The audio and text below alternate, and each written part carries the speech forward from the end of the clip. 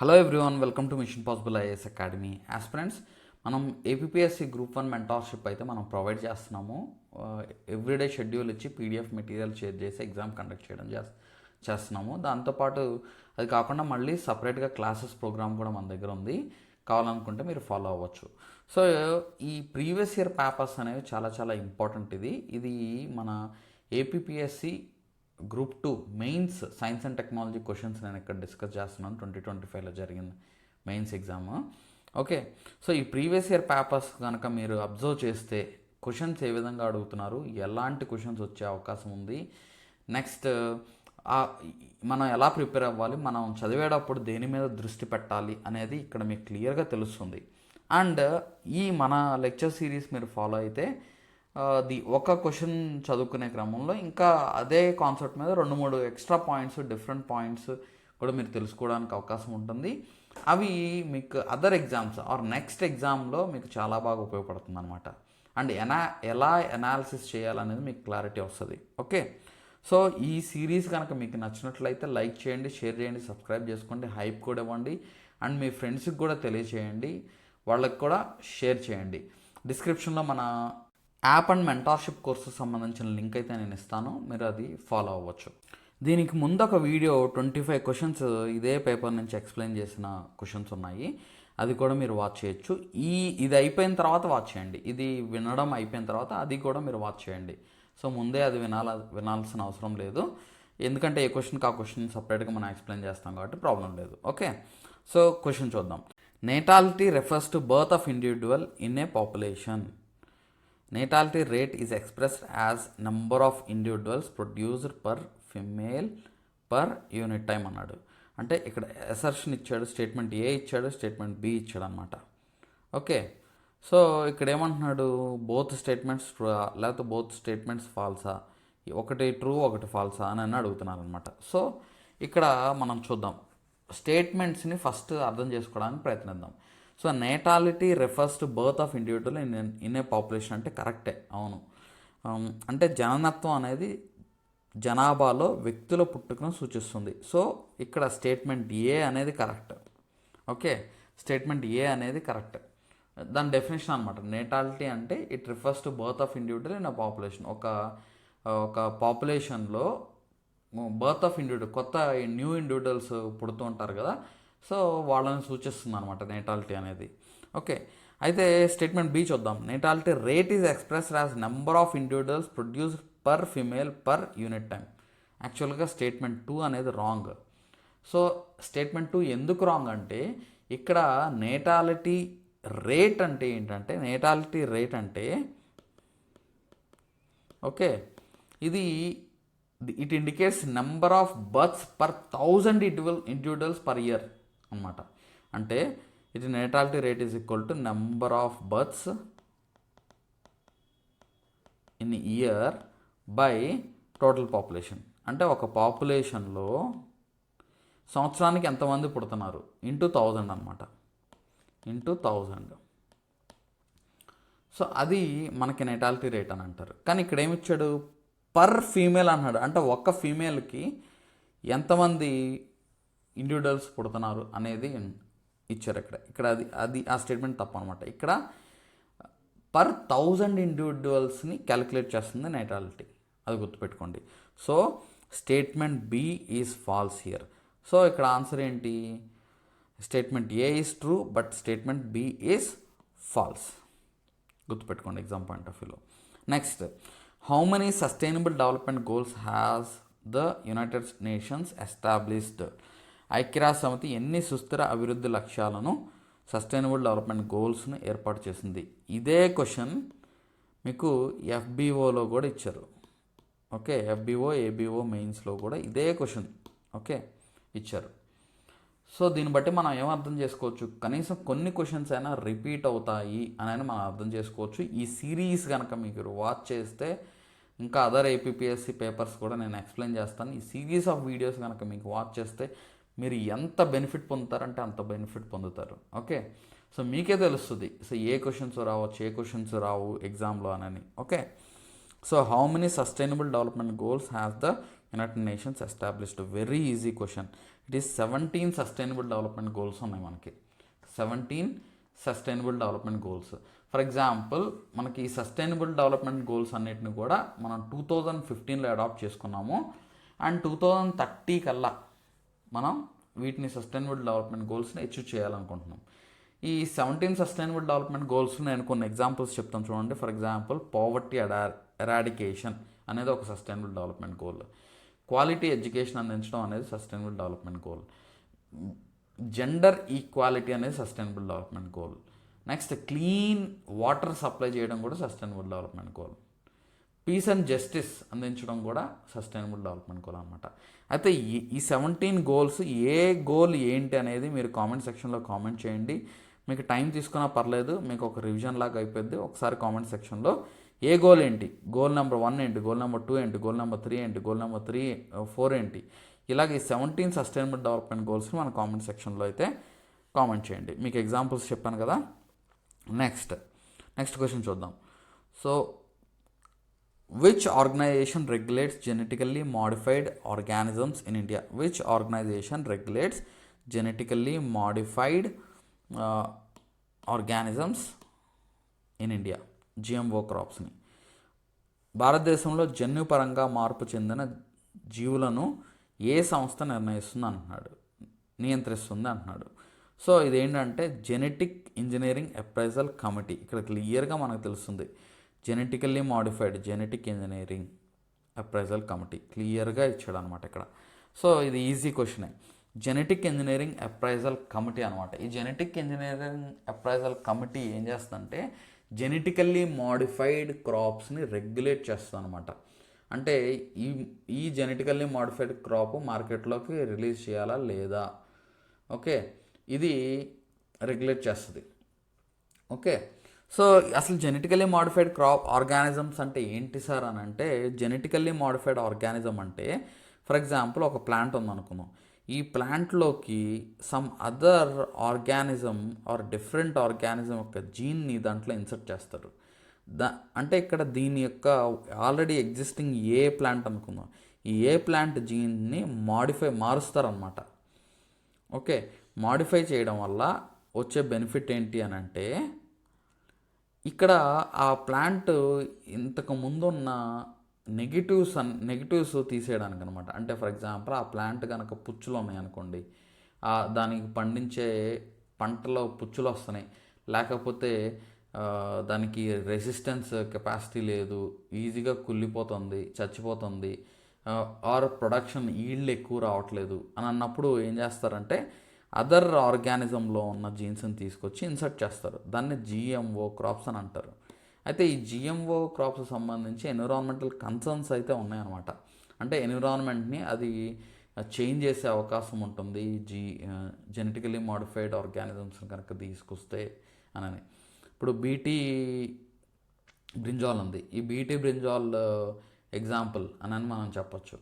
జనరల్గా మనకు బ్రింజాల్ తీసుకుంటే దానికి ఎక్కువ పురుగులు పట్టే అవకాశం ఉంటుంది. సో దిగుబడి కూడా తక్కువ ఉంటుంది. సో దిగుబడి పెంచడానికి బీటీ బ్రింజాల్ తీసుకురావడం జరిగిందనమాట. ఓకే, అదేవిధంగా బీటీ కాటన్ అని. ఓకే, సో ఈ వీటికి అప్రూవ్ చేసేది ఎవరు అంటే ఈ జెనెటిక్ ఇంజనీరింగ్ అప్రైజల్ కమిటీ అనమాట. ఇది మనకి ఎన్విరాన్మెంట్ ప్రొటెక్షన్ యాక్ట్ 1986 ద్వారా 1989లో తీసుకొచ్చిన రూల్స్ ఉన్నాయి మనకి. Rules for manufacture, use, import, export and storage of hazardous micro organisms or genetically engineered organisms or cells rules అని కొన్ని ఉన్నాయి. 1989లో ఫ్రేమ్ చేశారు.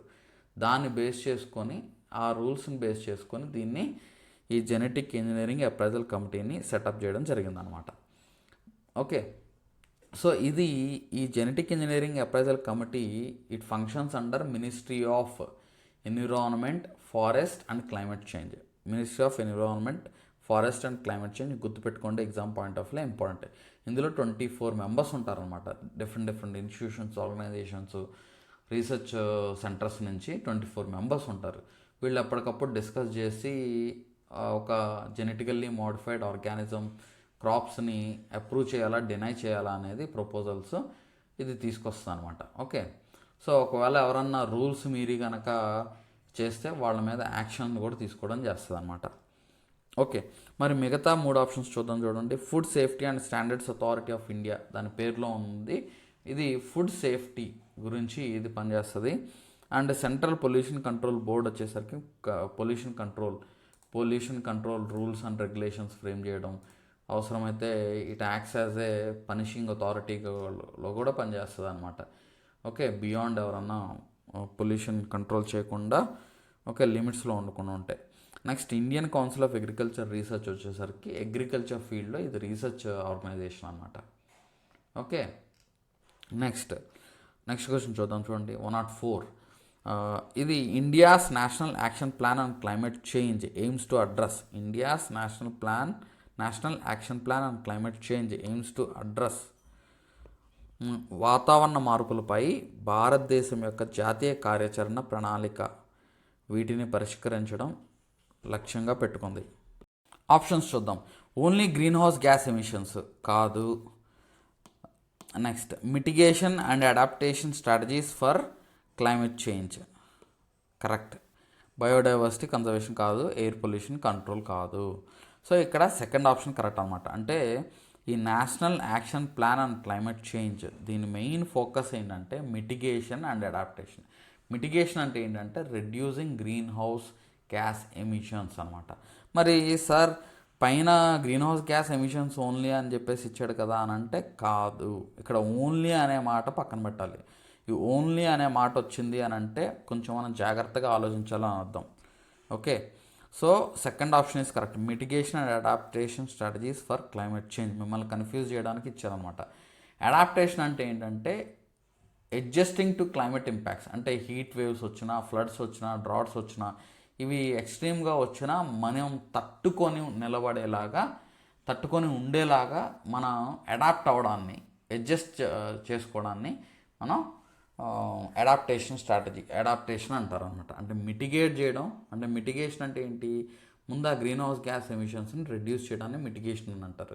అడాప్టేషన్ అంటే ఏంటంటే క్లైమేట్ చేంజ్ ఎఫెక్ట్ ఏదన్నా ఉంటే దానికి తగ్గట్టుగా మనం ఆ ఎన్విరాన్మెంట్ని క్రియేట్ చేసుకొని దానికి తగ్గట్టుగా జీవించగలిగి ఉండడాన్ని అడాప్టేషన్ అంటారు. ఫర్ ఎగ్జాంపుల్, జపాన్ ఉంది. జపాన్లో ఎర్త్క్వేక్స్ వచ్చినా కానీ వాళ్ళు తట్టుకోగలుగుతారు. అక్కడ ఉన్న ఇన్ఫ్రాస్ట్రక్చర్ అలా డెవలప్ చేసుకున్నారు. కానీ అదే సివియారిటీ మన ఇండియాలో వస్తే మనం ఆ కాన్సిక్వెన్సెస్ మనం ఫేస్ చేయడం చాలా కష్టం అయిపోయింది. ఎందుకనంటే వాళ్ళకి అక్కడ కామన్ కాబట్టి అలాంటి సిస్టమ్ని డెవలప్ చేసుకున్నారు. ఓకే, దాన్నే adaptation. They have adapted to earthquakes అని చెప్పొచ్చు. ఓకే, నెక్స్ట్ క్వశ్చన్కి వెళ్దాం. What is digital arrest? Digital arrest అంటే ఏంటి? Okay, what is digital arrest? Digital arrest అనగా ఏమి? దీని మీద, ఈ డిజిటల్ అరెస్ట్ మీద మీడియాలో బాగా వచ్చింది. అండ్ నరేంద్ర మోడీ గారు కూడా దీని గురించి మాట్లాడారు, డిజిటల్ అరెస్ట్ మీద. ఓకే, ఇక్కడ arrest made by police when the accused is in foreign countries, అది కరెక్ట్ కాదు. Okay, next, arrest made by police when the accused cannot be arrested physically, అది కూడా కరెక్ట్ కాదు. Arrest made by police when the accused is granted anticipatory bail by the courts, అది కూడా కాదు. Term used by cyber criminals to scare victims, అది correct. యాక్చువల్గా digital arrest అంటే ఏంటంటే సైబర్ నేరగాళ్ళు బాధితులను భయపెట్టేందుకు వాడే పదం అనమాట. అంటే మీకు ఈ సైబర్ నేరగాళ్ళు వీళ్ళు ఏం చేస్తారంటే ఇది ఫ్రాడ్స్టర్స్ టెక్నిక్ అనమాట. వాళ్ళు పోలీసులమని, సిబిఐ ఆఫీసర్స్ అని, కస్టమ్ ఆఫీసర్స్ అని చెప్పేసి వాళ్ళు ఇంపర్సనేట్ చేస్తారు. ఇంపర్సనేట్ అంటే మేము పోలీసులము, సిబిఐ అని చెప్తారు అనమాట. చెప్పుకొని వాళ్ళు ఏం చేస్తారంటే మీరు ఇంత కస్టమ్ డ్యూటీ కట్టాలి, మీకు ఈ ప్రొడక్ట్ వచ్చింది, కస్టమ్ డ్యూటీ కట్టాలి, కట్టకపోతే మిమ్మల్ని అరెస్ట్ చేస్తాము. ఓకే, అండ్ ఫోన్ కట్ చేసినా కానీ ఇది మీరు సివియర్ కాన్సిక్వెన్సెస్ ఫేస్ చేస్తారు అని చెప్పేసి భయపెడతారు అన్నమాట. ఓకే, సో విక్టిమ్ని థ్రెట్ చేస్తారు. థ్రెట్ చేసి వాళ్ళు డిమాండ్ చేసిన మనీ సెటిల్ అయ్యేంత వరకు వాళ్ళని ఆ కాల్లో ఉండాలని చెప్పేసి అరెస్ట్, అంటే దాన్ని అండర్ అరెస్ట్ అని చెప్పేసి ఆ కాల్లో ఉండాలని చెప్పేసి చెప్తారనమాట. సో అలా విక్టిమ్స్ని భయపెడతారు. దీని మీద బాగా అవేర్నెస్ కూడా క్రియేట్ చేయడం జరిగింది. Okay, so option 4 is correct. Next, which of the following is the potential tipping point of global climate change? Which of the following is potential tipping point of the global climate change? క్రింది వాటిలో ప్రపంచ వాతావరణ మార్పు యొక్క tipping point ఏది అని అంటున్నాడు. Arctic మంచు నష్టం, CO2 ఉద్గారాల తగ్గింపు, పెరిగిన అటవీ నిర్మూలన, సౌర వికిరణంలో తగ్గుదల. అంటే loss of Arctic ice, reduction in CO2 emissions, increase deforestation, decrease in solar radiation. ఇక్కడ మనకేమంటున్నాడంటే potential tipping point of global climate change అంటున్నాడు. దీని అర్థం మనం అర్థం చేసుకోవాలన్నమాట. Potential tipping point of global climate change. Climate tipping point అంటే ఏంటంటే beyond which it is a limit అనమాట. It is a limit beyond which ఈ క్లైమేట్ చేంజ్ అనేది దాని అంతటికి అదే సెల్ఫ్ రెయిన్ఫోర్స్ అవుతుంది. అంటే ఏంటంటే ఇంకా వేగవంతం అయిపోయింది క్లైమేట్ చేంజ్ అనేది. నెక్స్ట్ ఇర్రివర్సిబుల్ అయిపోయింది. అంటే ఒక పాయింట్కి వచ్చి ఆ పాయింట్ దాటితే దాన్ని కంట్రోల్ చేయలేము. దాని పాయింట్ దాటితే అది ఇర్రివర్సిబుల్ అయిపోయింది. అదేంటంటే లాస్ ఆఫ్ ఆర్కిటిక్ ఐస్ అనమాట. Loss of Arctic ice. ఇప్పుడు ఆర్కిటిక్ ఐస్ కనుక కరిగిపోయింది అనుకుందాం. కరిగిపోతే జనరల్గా ఐస్ ఉండడం వల్ల అడ్వాంటేజ్ ఏంటంటే మనకి సన్ నుంచి వచ్చే రేస్ ఏవైతే ఉన్నాయో ఆ ఐస్ ఇప్పుడు జనరల్గా వైట్గా ఉంటుంది. ఐస్ ఏం చేస్తుందంటే రిఫ్లెక్ట్ చేస్తుంది. అంటే ఎంతైతే వస్తుందో దాంట్లో చాలా పార్ట్ వరకు రిఫ్లెక్ట్ చేస్తుంది. అంటే హై ఆల్బిడో ఉంటుంది దానికి. ఐస్ రిఫ్లెక్ట్స్ సన్లైట్ అనమాట. హై ఆల్బిడో ఉంటుంది. సో హై ఆల్బిడో ఉండడం వల్ల మొత్తం వచ్చిన రేస్ ఇలాగ వెళ్ళిపోయింది కాబట్టి చాలా వరకు వెళ్ళిపోయినప్పుడు ఇక్కడ మంచు కరగడం అనేది తక్కువ ఉంటుంది. అదే కనుక టెంపరేచర్స్ బాగా క్లైమేట్ చేంజ్ బాగా జరిగి టెంపరేచర్స్ పెరిగి ఈ ఐస్ మొత్తం కరుగుతూ వచ్చింది అనుకోండి. ఐస్ కరిగితే ఏమైంది? వాటర్ అయిపోయింది. ఈ వాటర్ హీట్ని అబ్జార్బ్ చేసే కెపాసిటీ ఉంటుంది. హీట్ని ట్రాప్ చేసే కెపాసిటీ ఉంటుంది. సో ఇంకా ఒకవేళ మంచు కరిగింది అనుకోండి, ఇంకా వాటర్లోకి మారిపోతే ఆ వాటర్ ఇంకా ఏం చేస్తుంది?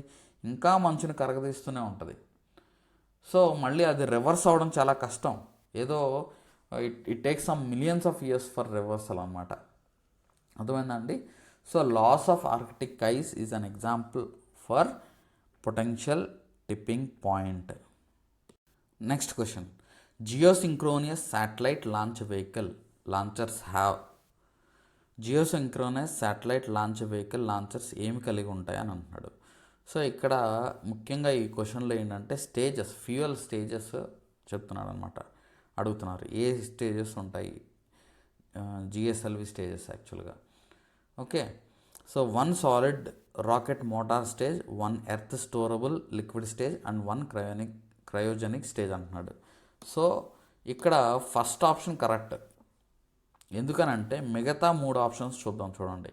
First and third stage solid rock Motors అని అన్నాడు. Second and fourth stages liquid Motors అన్నాడు. అది తప్పు. జనరల్గా GSLV ఇది మనకి ఈ స్టేజెస్ ఉంటాయి. ఒకటేమో ఫస్ట్ లెవెల్ వచ్చేసరికి సాలిడ్ ఉంటుంది. సాలిడ్ రాకెట్ మోటార్ స్టేజ్ అని అంటారు. అంటే ఈ సాలిడ్ రాకెట్ మోటార్ స్టేజ్ ద్వారా ఏం చేయొచ్చు అంటే హెవీ లిఫ్ట్ ఆఫ్కి అక్కడ సాలిడ్ ఫ్యూయల్ వాడతారనమాట. ఓకే, తర్వాత థ్రస్ట్ లిఫ్ట్ అయిన తర్వాత అది మూవ్ అయ్యి అంటే మనకి అట్మాస్ఫియర్లో అది మూవ్ అవ్వడానికి తర్వాత ఎర్త్ స్టోరబుల్ లిక్విడ్ స్టేజ్ వాడతారు. అంటే లిక్విడ్ ఫ్యూయల్ వాడతారు. అండ్ ఫైనల్లీ శాటిలైట్స్ని ఆర్బిట్లోకి ప్లేస్ చేయడం కోసం క్రయోజెనిక్ స్టేజ్ వాడతారు. క్రయోజెనిక్ ఇంతకుముందు మనం ఏం చేసేవాళ్ళం అంటే రష్యా ఇంజిన్స్ వాడేవాళ్ళం.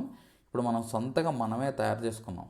ఈ క్రయోజెనిక్ ఇంజిన్ని మనం ఓన్గా తయారు చేసుకున్నాం. Okay, so second stage of this GSLV మనం యూజ్ చేసేది ఏంటంటే వికాస్ ఇంజన్ని యూజ్ చేస్తాం. సెకండ్ స్టేజ్లో ఇప్పుడు లిక్విడ్ ఫ్యూయల్ అంటున్నాం కదా, వికాస్ ఇంజన్ మనం యూజ్ చేసుకుంటాం. థర్డ్ స్టేజ్ వచ్చేసరికి క్రయోజెనిక్ స్టేజ్ అనమాట. ఇక్కడ ఈ క్రయోజెనిక్ ఇంజన్ వాడతాం. అదేంటంటే దాని పేరు CE 7.5. Okay, CE 7.5. అంటే ఇక్కడ ఈ క్రయోజెనిక్ అంటే ఏంటంటే వెరీ లో టెంపరేచర్స్లో ఫ్యూయల్ని నువ్వు స్టోర్ చేస్తావు. లో టెంపరేచర్లో ఫ్యూయల్ని స్టోర్ చేస్తే నీకు ఎక్కువ ఫ్యూయల్ని స్టోర్ చేసుకోవడానికి అవకాశం ఉంటుంది అండ్ ఎక్కువ థ్రస్ట్ ఇవ్వడానికి అవకాశం ఉంటుంది. ఎక్కువ ఎనర్జీని అక్కడ బర్న్ అయినప్పుడు ఎక్కువ శక్తిని ఒకేసారి విడుదల చేయడానికి అవకాశం ఉంటుంది. ఓకే, సో ఈ జిఎస్ఎల్వి లాంచ్ వెహికల్స్ ద్వారా మనం హెవీ లిఫ్ట్ బాగా బరువున్న శాటిలైట్స్ని మనం లాంచ్ చేయడానికి అవకాశం ఉంటుంది. జనరల్గా కమ్యూనికేషన్ శాటిలైట్స్ని మనం ఇన్సాట్ క్లాస్ ఆఫ్ కమ్యూనికేషన్ శాటిలైట్స్ని మనం దీని నుంచి లాంచ్ చేసాం.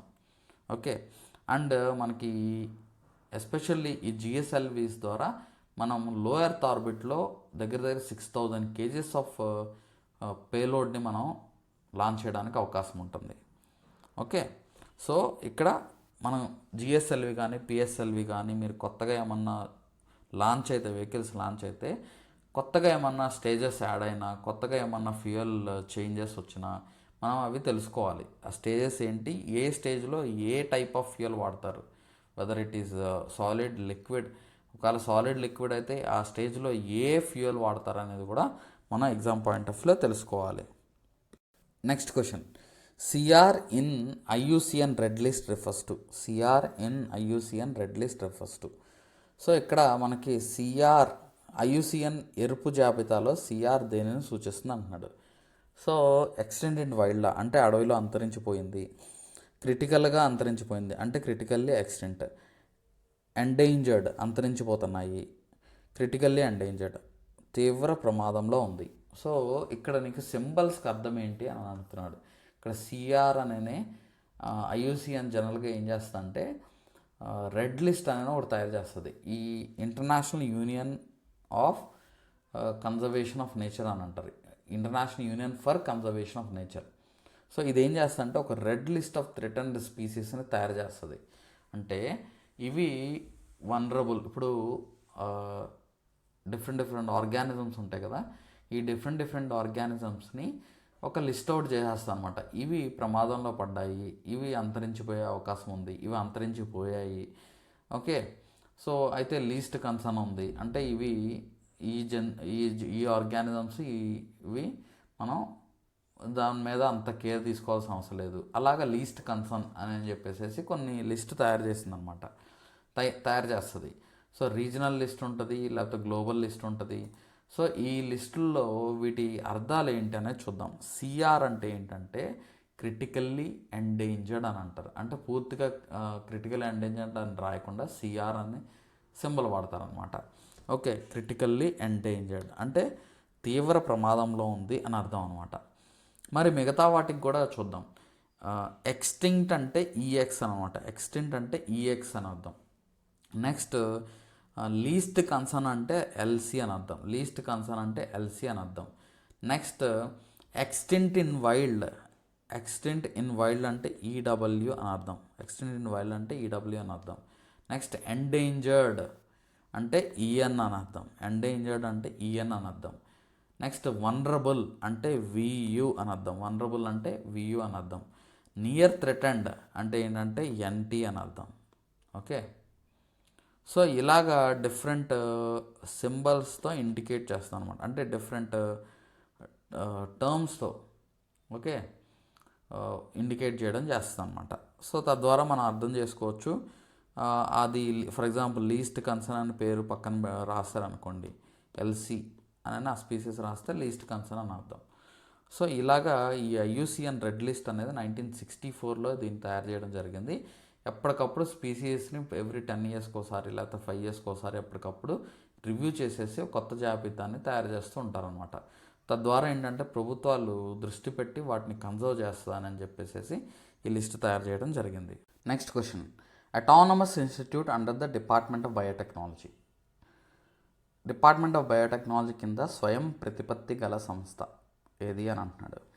సో ఇక్కడ చూడండి, మీకు డిపార్ట్మెంట్ ఆఫ్ బయోటెక్నాలజీ కింద ఉన్న సంస్థలు ఏంటి, అందులో అటానమస్ బాడీస్ ఏంటి అనేది మనం తెలుసుకుంటేనే ఇది ఆన్సర్ చేయగలుగుతాం.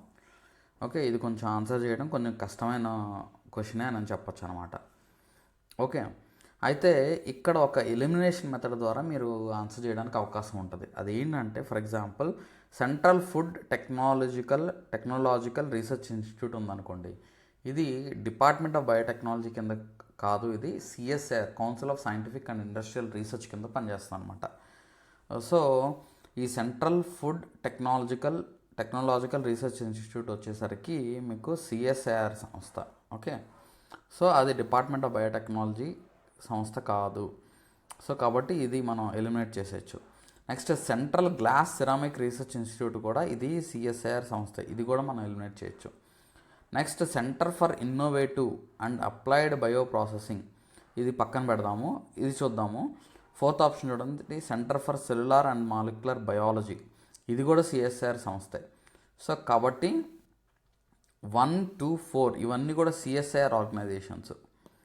So council of scientific and industrial research వాటి ఫీల్డ్స్లో అవి అడ్వాన్స్డ్ టెక్నాలజీ డెవలప్ చేస్తాయి అన్నమాట. Okay, centre for innovative and applied bio processing వచ్చేసరికి ఇది డిపార్ట్మెంట్ ఆఫ్ బయోటెక్నాలజీ కింద పనిచేస్తుంది.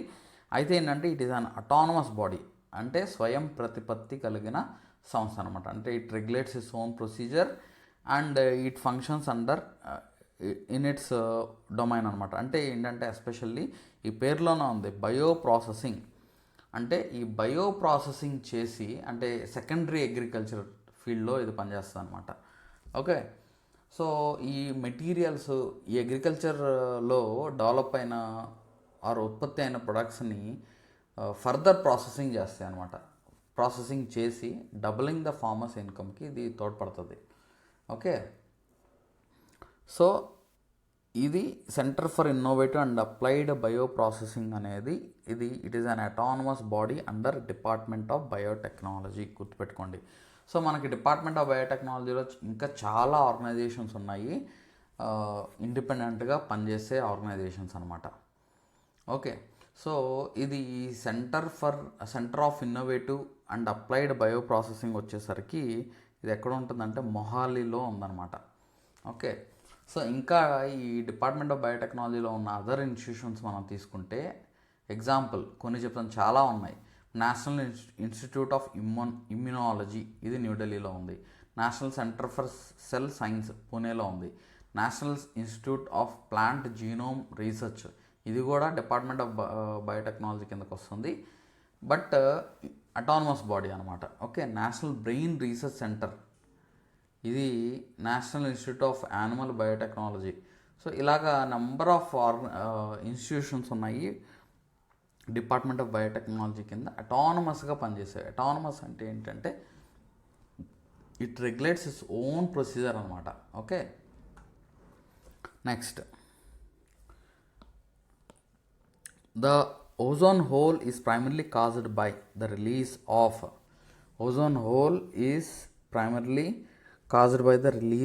అని అంటున్నాం. సో ఇక్కడ కార్బన్ డైఆక్సైడా, నైట్రోస్ ఆక్సైడా, లేకపోతే క్లోరోఫ్లోరో కార్బన్సా, మీథేనా. మనకు తెలుసు ఓజోన్ కల్ప్రిట్ ఏంటి అని అంటే chlorofluorocarbons, CFCs are the culprits. So ఇక్కడ ఇవి ఏం చేస్తాయి సార్ అని అంటే ఈ సిఎఫ్సిస్ ఏవైతే ఫ్రీ రాడికల్స్ ఫామ్ అవుతాయో అది ఆక్సిజన్తో లింకప్ అవుతాయి. ఓకే, ఫ్రీ రాడికల్స్ ఇప్పుడు జనరల్గా ఓజోన్ సైకిల్ ఎలా ఉంటుందంటే ఓజోన్ కాస్త ఆక్సిజన్ కాస్త ఓజోన్ కింద ఇది ఎప్పటికప్పుడు కన్వర్ట్ అయ్యి ఈ ఓజోన్ అనేది ఎప్పటికప్పుడు ఫ్రెష్గా ఫామ్ అవుతూ ఉంటుంది. అండ్ ఈ సైకిల్ అనేది కంటిన్యూస్గా జరుగుతూ ఉంటుంది అనమాట. అంటే ఓజోన్ కాస్త ఆక్సిజన్ అయితే ఆక్సిజన్ కాస్త ఓజోన్ అవుతూ ఉంటుంది. అయితే ఎప్పుడైతే ఈ ఫ్రీ రాడికల్స్ సిఎఫ్సిస్ రిలీజ్ అవుతాయో ఈ క్లోరోఫ్లోరో కార్బన్స్లో ఈ ఫ్రీ రాడికల్స్ ఏం చేస్తాయి అంటే వెళ్ళి ఈ ఆక్సిజన్తో బైండప్ అయిపోతాయి. బైండప్ అయినప్పుడు మళ్ళీ ఈ సైకిల్ ఇది ఫామ్ అవ్వకుండా ఆగిపోయింది, అంటే ఈ ఓజోన్ మళ్ళీ ఫామ్ అవ్వకుండా ఆగిపోయింది అనమాట. సో అలాగ ఓజోన్ డిప్లీషన్ అనేది జరుగుతూ ఉంటుంది. అంటే O3 కాస్త O2 అవుతూ ఉంటుంది, O2 కాస్త వచ్చి ఈ క్లోరిన్తో ఫ్రీ రాడికల్తో అటాచ్ అయిపోతూ ఉంటుంది. అటాచ్ అయిపోయింది అనుకోండి O3 ఫామ్ అవ్వదు, అంటే ఓజోన్ ఫామ్ అవ్వదు. ఓజోన్ ఫామ్ అవ్వకపోవడం వల్ల డిప్లీషన్ జరిగింది. సో ఈ క్లోరోఫ్లోరో కార్బన్స్, హ్యాలాన్స్ ఇవన్నీ కూడా they are threat to ozone అనమాట.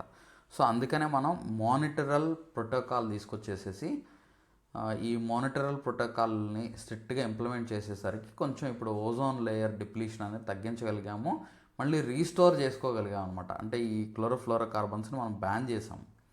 ఓకే, ఏసీస్లో జనరల్గా ఇది కూలెంట్స్లో వాడతారు. Okay, so second option is correct. చూడండి, ఈ ఓజోన్ మీద నాకు తెలిసి ఇది థర్డ్ క్వశ్చన్ అనుకోవచ్చు ఇందులో. ఓకే, ఈ థర్డ్ క్వశ్చన్ అనుకోవచ్చు. ఈ అలా సిరీస్ ఆఫ్ క్వశ్చన్స్ ఇచ్చారు. ఓకే, నెక్స్ట్ క్వశ్చన్ చూద్దాం. Which of the following is not one of the 3 pillars of sustainability pillars కానిది ఏది అని అంటున్నాడు. అంటే క్రింది వాటిలో ఏది సుస్థిరత యొక్క 3 స్తంభాలలో ఒకటి కాదు అంటున్నాడు. ఈజీగా చెప్పేసేయచ్చు ఇది కూడా ఆన్సర్. పర్యావరణ సుస్థిరత, yes. Environmental sustainability is the pillar of sustainability.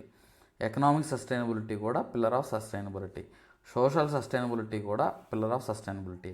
కానీ political sustainability is not the pillar of sustainability. చాలా ఈజీ క్వశ్చన్ ఇచ్చారు. Option 4 is correct answer. Political sustainability అంటే రాజకీయ సుస్థిరత అనేది ఈ 3 pillars ఆఫ్ సస్టైనబిలిటీ కిందకి రాదు. నెక్స్ట్ క్వశ్చన్ చూద్దాం. చూడండి, which are the following government initiatives aims to control industrial emissions in India. Next question, which are the following government initiatives aims to control industrial emissions in India. Industrial ఎమిషన్స్ని control చేయడానికి ఉన్న scheme ఏంటి అని అంటున్నాడు ఇక్కడ. భారతదేశంలో ఈ క్రింది ప్రభుత్వ కార్యక్రమాలలో ఏది పారిశ్రామిక ఉద్గారాలను నియంత్రించడానికి ఉద్దేశించబడింది అని అంటున్నాడు. సో ఇదేంటంటే నేషనల్ క్లీన్ ఎయిర్ ప్రోగ్రామ్ అనమాట.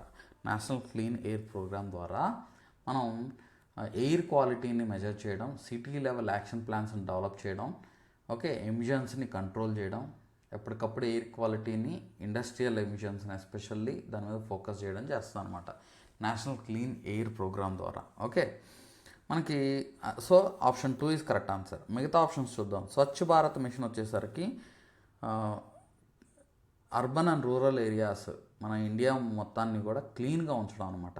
ఓకే, ఎస్పెషల్లీ ఈ వేస్ట్ కలెక్షన్ని మళ్ళీ ప్రాసెస్ చేయడం. ఓకే, ఇంటింటికి తిరిగి వేస్ట్ కలెక్షన్ చేస్తూ ఉంటారు కదా. నెక్స్ట్ అది మాత్రమే కాకుండా అర్బన్ సెంటర్స్, రూరల్ సెంటర్స్ని క్లీన్గా ఉంచడాన్ని స్వచ్ఛ భారత్ మిషన్ అని అంటాం. ఓపెన్ డెఫికేషన్ ఫ్రీ కూడా చేయడం. ఓకే, నెక్స్ట్ మరి ప్రధానమంత్రి ఉజ్వల యోజన అంటే ఏంటంటే గుర్తుపెట్టుకోండి, ఉజ్వల. ఓకే, ఉజ్వల అంటే ఇక్కడ మనకి సిలిండర్ సప్లై చేయడం.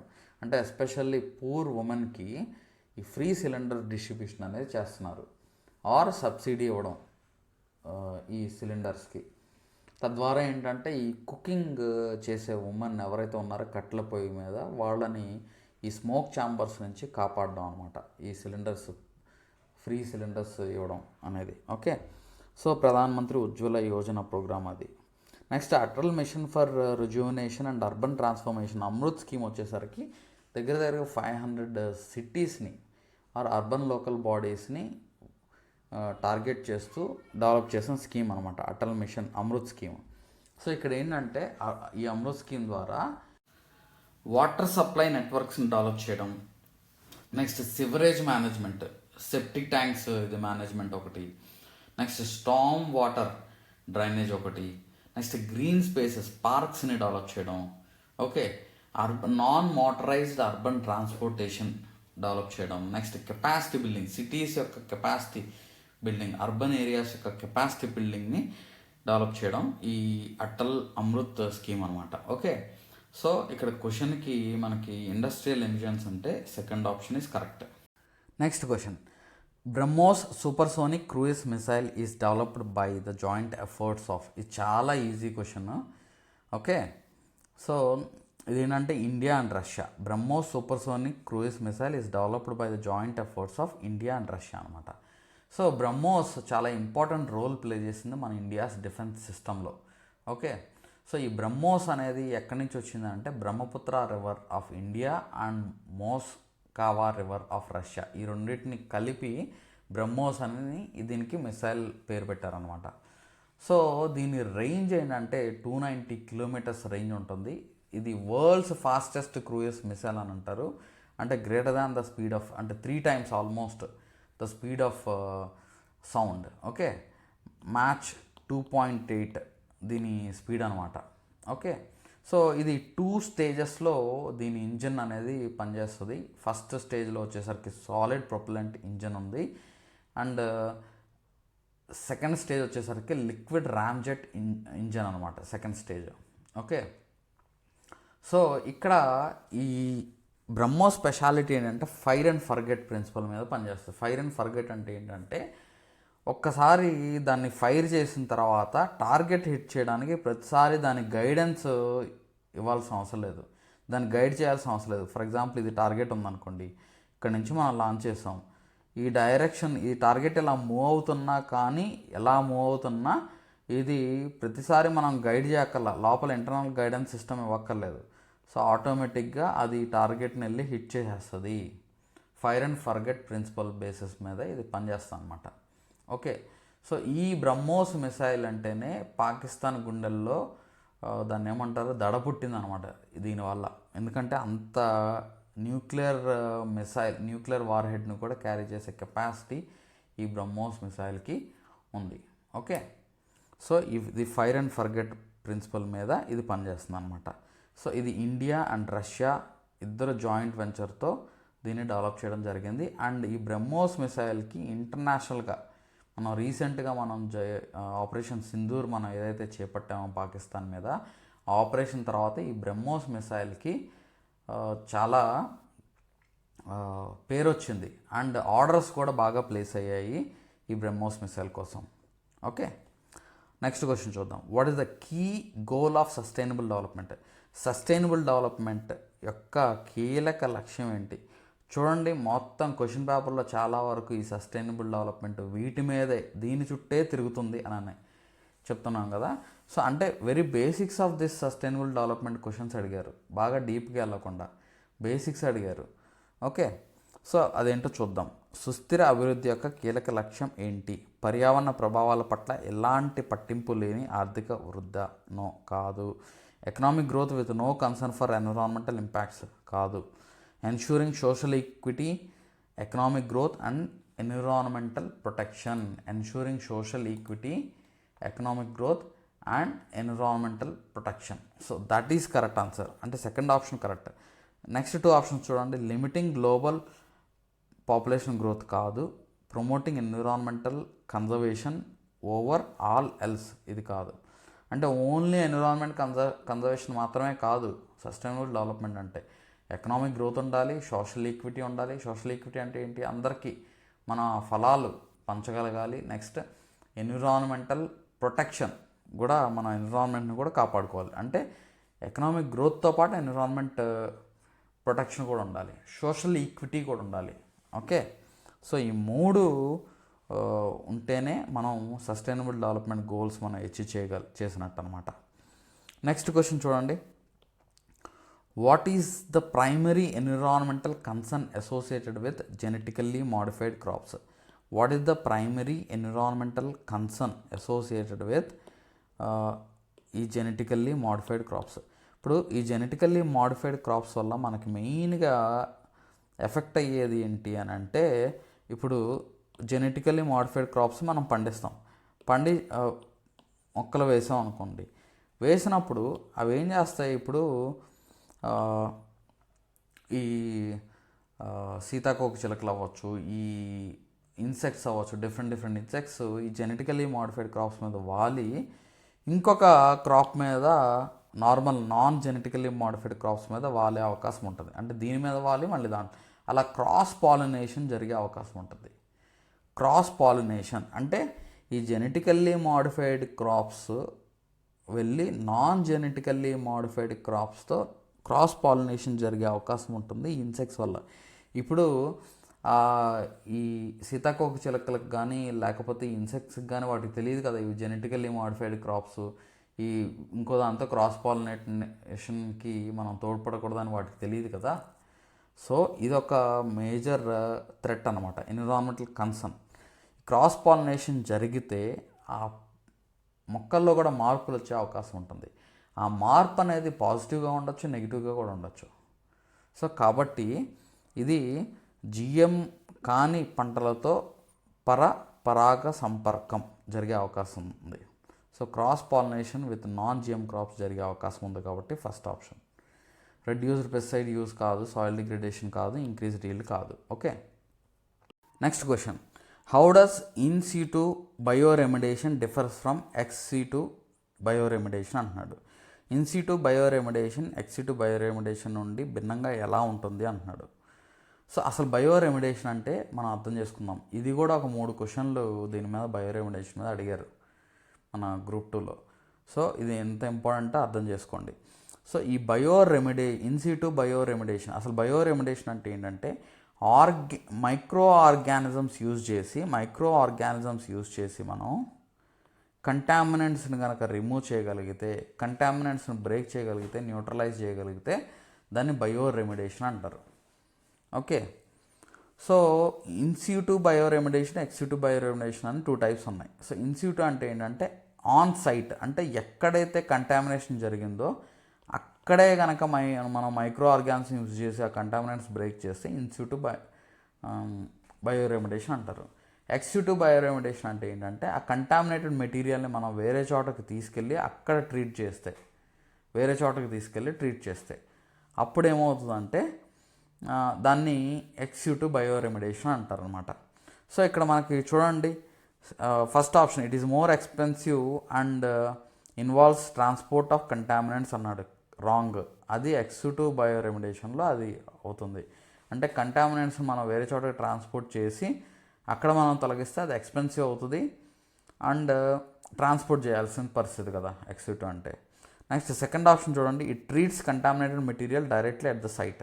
అంటే ఆ సైట్ దగ్గరే మనం కనుక ట్రీట్ చేస్తే దాన్ని ఇన్సిటు బయోరెమిడేషన్. ఇదే మేజర్ డిఫరెన్స్. అంటే ఎక్కడైతే ఆ కంటామినేషన్ జరిగిందో అక్కడే మనం ఆ సైట్ దగ్గరే మనం ట్రీట్ చేస్తే దాన్ని ఇన్సిటు బయోరెమిడేషన్ అంటారు. Second option correct. It uses chemicals instead of micro organisms కాదు. ఇట్ రిక్వైర్స్ మోర్ ఎక్స్కవేషన్ కాదు. ఓకే, సో సెకండ్ ఆప్షన్ ఇది నేరుగా ప్రదేశము సైట్ వద్ద కలుషితమైన పదార్థాన్ని బాగు చేస్తుంది, అది కరెక్ట్. ఓకే, నెక్స్ట్ క్వశ్చన్ చూద్దాం. What can be considered a natural source of air pollution? Very easy question. న్యాచురల్గా, సహజంగా వాయు కాలుష్యం యొక్క సహజ మూలం అని దేనిని అనవచ్చు అని అంటున్నాడు. సో ఇక్కడ వాయు కాలుష్యం యొక్క సహజ మూలం అని దేనిని అనవచ్చు అని అంటే ఇక్కడ చూడండి ఆప్షన్స్ చూద్దాం. ఫ్యాక్టరీ ఎమిషన్స్ అంటే అది మ్యాన్ మేడ్. ఫ్యాక్టరీ ఎమిషన్స్ అనేవి మ్యాన్ మేడ్ అనమాట.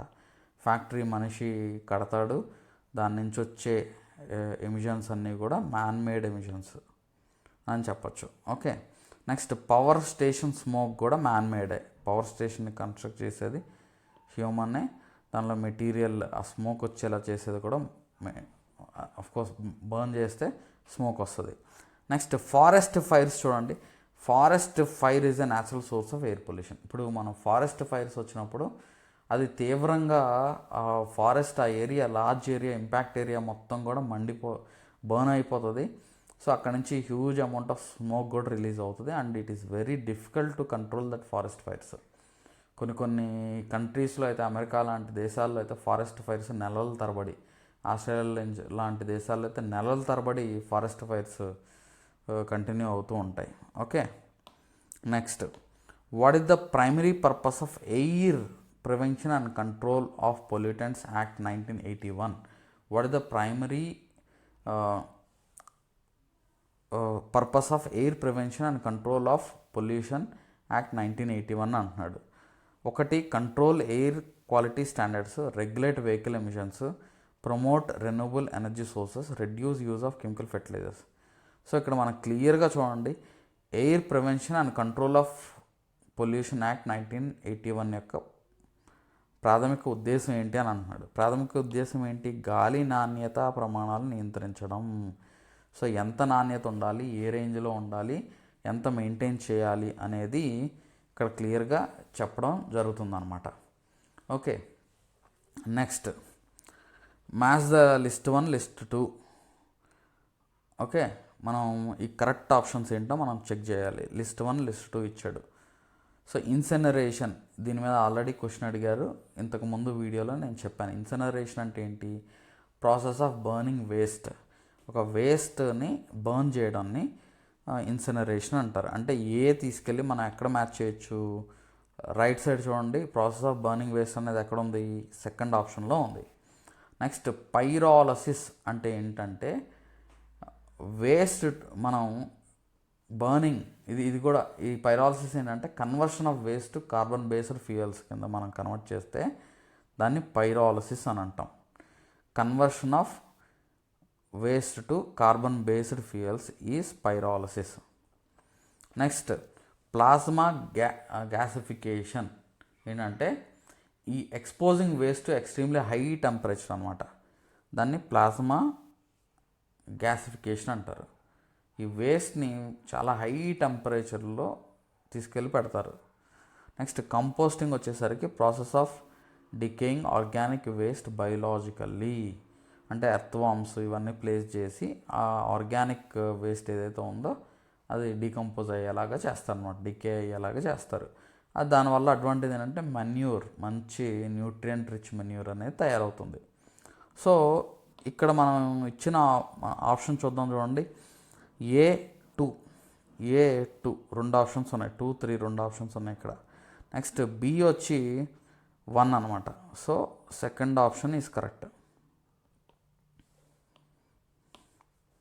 ఓకే, B1, సి వచ్చి 3కి అండ్ డి వచ్చి 4కి.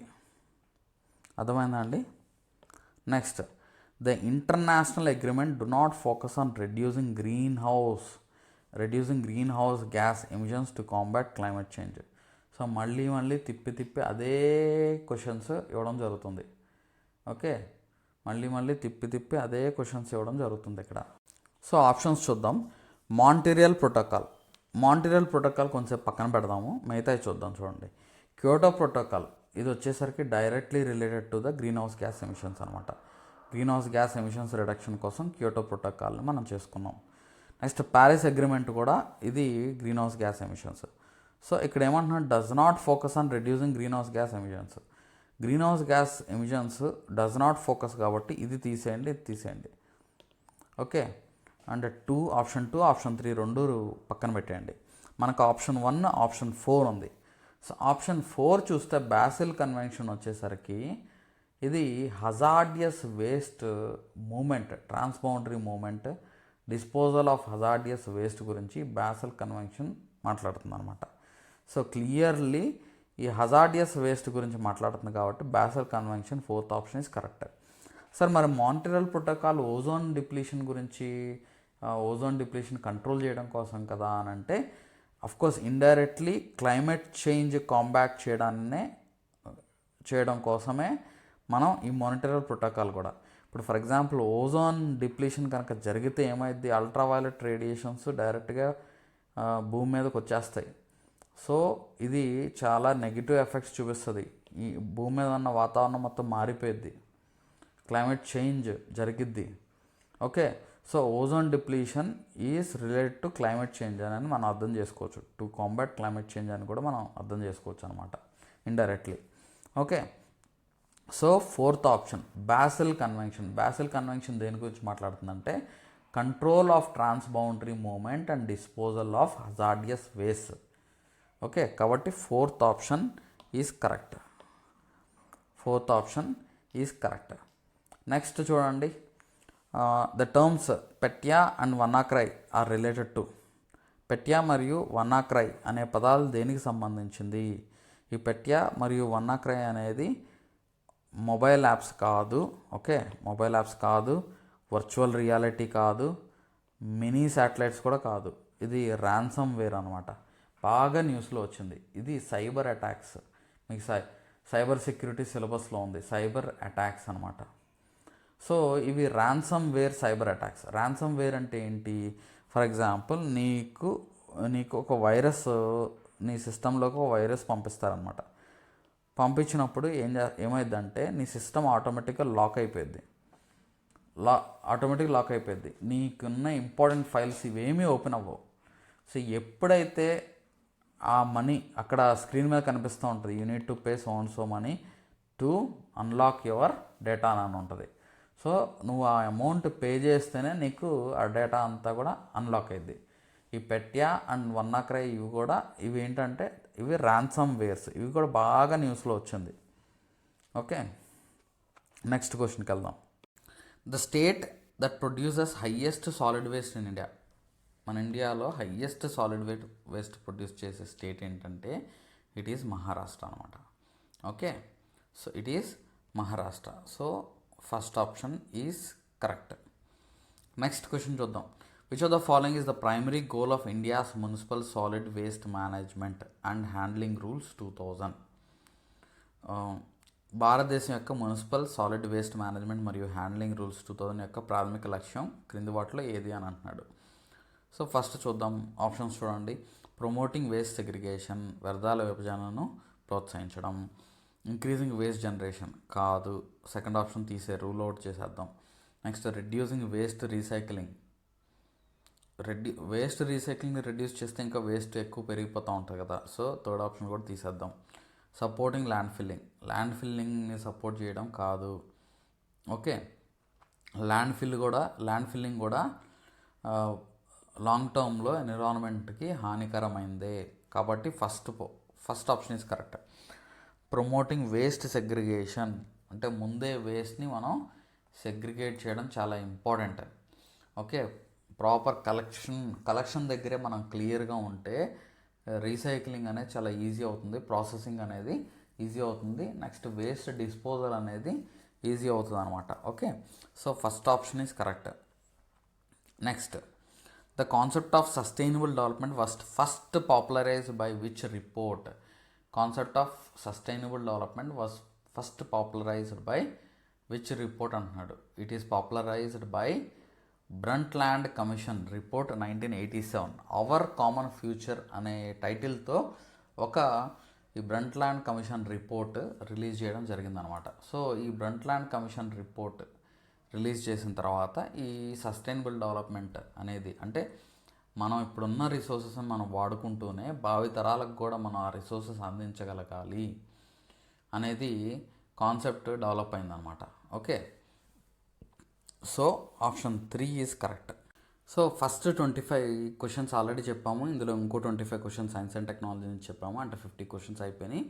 నెక్స్ట్ 25 క్వశ్చన్స్ నెక్స్ట్ క్లాస్లో చేస్తాను. అండ్ మన మిషన్ పాసిబుల్ ఐఏఎస్ అకాడమీలో న్యూ బ్యాచ్ అయితే స్టార్ట్ అయింది, గ్రూప్ 2 మెంటార్షిప్ ప్రోగ్రాము. సో అదేంటంటే ఎవ్రీడే మీకు షెడ్యూల్ ఇచ్చి షెడ్యూల్ ప్రకారం ఎగ్జామ్స్ మెటీరియల్ షేర్ చేసి ఎగ్జామ్స్ కండక్ట్ చేయడం చేస్తాము. ఈ ఎగ్జామ్స్ ఇప్పుడు ఇందులో ఇచ్చిన క్వశ్చన్స్లో నెంబర్ ఆఫ్ క్వశ్చన్స్ మనం కవర్ చేసాం ఆల్రెడీ. అది మన మెంటార్షిప్ స్టూడెంట్స్కి తెలుసు, వాళ్ళు రాసిన వాళ్ళు సక్సెస్ అయిన వాళ్ళు 30+ పీపుల్ అంటే 30+ మెంబర్స్ మన దగ్గర నుంచి మన ఇన్స్టిట్యూట్ నుంచి సక్సెస్ అయ్యారు. అండ్ నేను చెప్పేది ఒకటే, మీరు మన షెడ్యూల్ ఫాలో అవ్వండి, మీకు క్లారిటీ వస్తుంది, ఏం చదవాలి ఏం చదవకూడదు, ఎలాంటి క్వశ్చన్స్ వస్తాయి, మనం ఎలా ఆన్సర్ చేయాలి. ఓకే, సో స్వయంగా నేనే ఈ క్వశ్చన్స్ అన్నీ ప్రిపేర్ చేస్తాను కాబట్టి మీకు ఎలాంటి క్వశ్చన్స్ వస్తాయి అనేది మనం గెస్ చేయొచ్చు, ఈ క్వశ్చన్ రావచ్చు అని. సో మీరు అవి ప్రాక్టీస్ చేశారంటే ఎగ్జామ్లో చాలా బెనిఫిట్ పొందుతారు. ముందు నుంచే మీరు ఎగ్జామ్స్ రాయండి, ముందు నుంచే మళ్ళీ చెప్తున్నాను, నేను గంటల తరబడి చదువుతున్నాను సార్ కానీ ఎగ్జామ్స్ రాయట్లేదు అంటే you are going in a wrong way. మీకు నాలెడ్జ్ వస్తుంది, మీకు విషయం అవగాహన వస్తుంది తప్ప మీకు యాక్యురసీ రాదు, మిస్ అవుతారు, యు ఆర్ మిస్సింగ్ సంథింగ్ అని అనిపిస్తూ ఉంటుంది, మీ కాన్ఫిడెన్స్ లెవెల్స్ కూడా తగ్గిపోతాయి. సో మళ్ళీ చెప్తున్నాను, మన సబ్స్క్రైబర్స్ ఎవరైతే ఉన్నారో అంటే ఆల్రెడీ కోర్స్ జాయిన్ అయిన స్టూడెంట్స్ అందరికి కూడా నేను చెప్పేది ఒకటే, ఈ సిరీస్ ద్వారా ఈ వీడియోస్ సిరీస్ ద్వారా మీలో మోటివేషన్ కలిగించడం కోసం నేను చేస్తున్నాను. ఓకే, ఇంత టైం తీసుకొని చేయడం అనేది ఇది టైం టేకింగ్ ప్రాసెసే, అయినా మీకోసం నేను ఈ సిరీస్ ఆఫ్ వీడియోస్ నేను చేస్తున్నాను, యూటిలైజ్ చేసుకోండి, ఇది వినండి. దీంతోపాటు మనం షెడ్యూల్ రెగ్యులర్గా ఫాలో అయ్యి ఎగ్జామ్స్ అయితే ప్రాక్టీస్ చేయండి. మీరు ప్రాక్టీస్ చేయండి, ఖచ్చితంగా మిమ్మల్ని వెతుక్కుంటూ సక్సెస్ వస్తుంది, మీరు ఎక్కడికి వెళ్ళాల్సిన అవసరం లేదు. ఓకే, మీ దగ్గరికి సక్సెస్ వస్తుంది, మీరు ఉన్న చోట నుంచే చదువుకోవచ్చు, ఉన్న చోట నుంచే రివిజన్ చేయండి, ఉన్న చోట నుంచే ఎగ్జామ్స్ ప్రాక్టీస్ చేయండి. అండ్ మనం సైన్స్ అండ్ టెక్నాలజీ క్లాసెస్ కూడా మనం స్టార్ట్ చేయబోతున్నాము. మీరు వన్స్ స్టార్ట్ చేసిన తర్వాత నేను కొన్ని డెమో వీడియోస్ కూడా నేను పెడతాను, మీరు ఫాలో అవ్వచ్చు. ఓకే, మీరు కావాలనుకుంటే మీరు పర్చేజ్ చేసుకోవచ్చు. And thank you so much. ఈ వీడియో గనక నన్ను ఎంకరేజ్ చేస్తే, అంటే ఈ లైక్స్, షేర్స్, నెక్స్ట్ హైప్ కూడా ఇస్తే, మన వీడియోకి సబ్స్క్రైబ్ చేసుకుంటే ఇలాంటి వీడియోస్ ఎన్నో చేస్తాను నేను. మంచిగా ఏపీఎస్సి రీసెంట్గా చాలా ఎగ్జామ్స్ కండక్ట్ చేసింది, అవన్నీ కూడా నేను ఎక్స్ప్లెయిన్ చేస్తాను. కాకపోతే ఏంటంటే మీ సైడ్ నుంచి కూడా సపోర్ట్ కావాలి. మీ సైడ్ కూడా ఈ సిరీస్ కావాలనుకుంటే కామెంట్ చేయండి, కంటిన్యూ చేయమని కామెంట్ చేయండి, నేను చేస్తాను. నెక్స్ట్ ఈ నాకు ఎక్కువ కామెంట్స్ వస్తే నేను నెక్స్ట్ ఎకానమీ కూడా స్టార్ట్ చేస్తాను. ఎకానమీ కూడా నేను ఎక్స్ప్లెయిన్ చేస్తాను. అదర్ సబ్జెక్ట్స్ కూడా ఎక్స్ప్లెయిన్ చేస్తాను. యూటిలైజ్ చేసుకోండి, చాలా బెనిఫిట్ చేస్తుంది మీకు. Okay, thank you so much.